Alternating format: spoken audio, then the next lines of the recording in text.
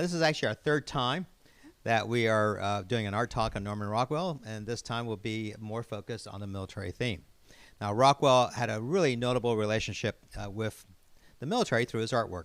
While he's recognized for his nostalgic and idyllic depictions of American life on many magazine covers like the Saturday Evening Post and Life, he also created numerous pieces that directly referenced the military and its impact on society. During World War II, Rockwell was inspired to contribute to the war effort by using his artistic talent. Rockwell's art captured the essence of patriotism and the resilience of the American spirit. He really did. Now, let's hear from Sarah as she gives us a review of the remarkable American artist, Norman Rockwell. Hi, everyone. So yes, we are talking about Norman Rockwell again, but today, as AJ and Sophie mentioned, we're going to be focusing on some of his pieces he created that highlight soldiers in honor of Memorial Day. Rockwell was an American painter and illustrator. His works have a broad popular appeal in the United States for their reflection of the country's culture. Rockwell is most famous for the cover illustrations of everyday life he created for the Saturday Evening Post magazine over nearly 5 decades. Many of his covers feature soldiers. He contributed to the morale of the military and the nation throughout his career, including World War I and II, and many others. Here are some covers that he did earlier in his career for Life magazine.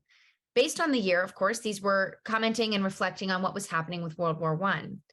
These seem like they could be a series, with the one on the left being when the man leaves his family for the war, and the cover on the right of him sewing his own uniform on duty, thinking of his mother back home. Rockwell's paintings of soldiers are often heartwarming and patriotic, but they can also be poignant and thought-provoking. Both of these covers take on the idea of motherhood and what that looks like during wartime. On the left is a little girl acting motherly as she washes behind the soldier's ears, and on the right, Goodbye, Little French Mother.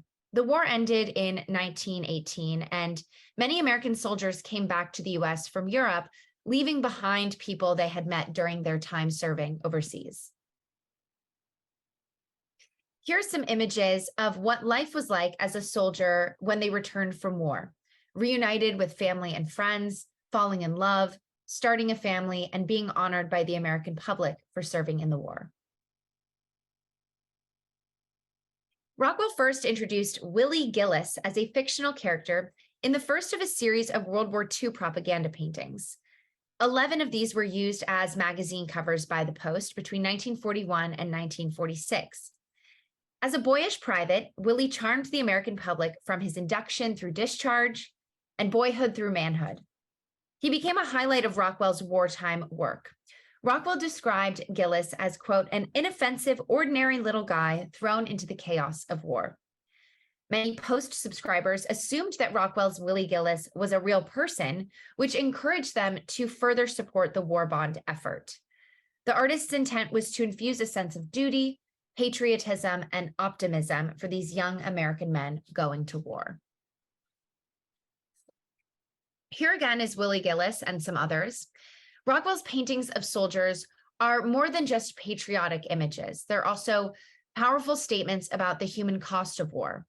In his paintings, Rockwell shows the bravery, sacrifice, and resilience of soldiers. He also shows the pain and heartbreak of families who are separated by war. In Homecoming GI on the right, it shows the relief and joy of coming home from war. There was an exhibit of his covers in London in 2011. He was with the Saturday Evening Post for almost 5 decades and created 321 covers just with them, and that's not including his covers with Life magazine, Boys Life magazine, and other paintings and illustrations throughout his career. Veterans of Two Wars was conceived during the height of the First World War. The war was soon to be over in June of 1918, but nobody, including Rockwell, knew this. The subjects of this painting are veterans. The 2 veterans on either side are both soldiers who served either side during the Civil War, a Union soldier and a Confederate soldier, both who have earned their medals. The young man in the center is about to go fight and has yet to earn his medals. A trench spade is a scene depicting 2 young World War I soldiers passing time in their barracks playing a game of cards.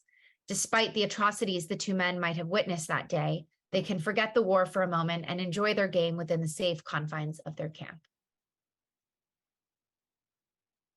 Here's some more graphic pieces that Rockwell did in his studio. As he got older, specifically during the civil rights movement of the 1960s, Rockwell got increasingly more political in his body of work. He eventually left the Saturday Evening Post in 1963 and worked on covers for Look magazine, where he explored topics of civil rights, poverty, and space exploration. His studio in Stockbridge, Massachusetts, has been turned into a museum and has the largest collection of his work. In the photo on the right, we can see his famous piece called The Golden Rule, which says, "Do unto others as you would have them do unto you." Soldiers and the war were themes throughout Rockwell's career, and today we looked at some of his iconic covers to remember and honor those who have served in the military and who serve today. Thank you. And one of these days, I actually would love to go see his studio. If it's open as a museum, I'm going to have to put that on my to-do list for sure. Yeah. All right. So thank you, Sarah. That was wonderful. A great remembrance for a great art talk for Memorial Day and more on Norman Rockwell.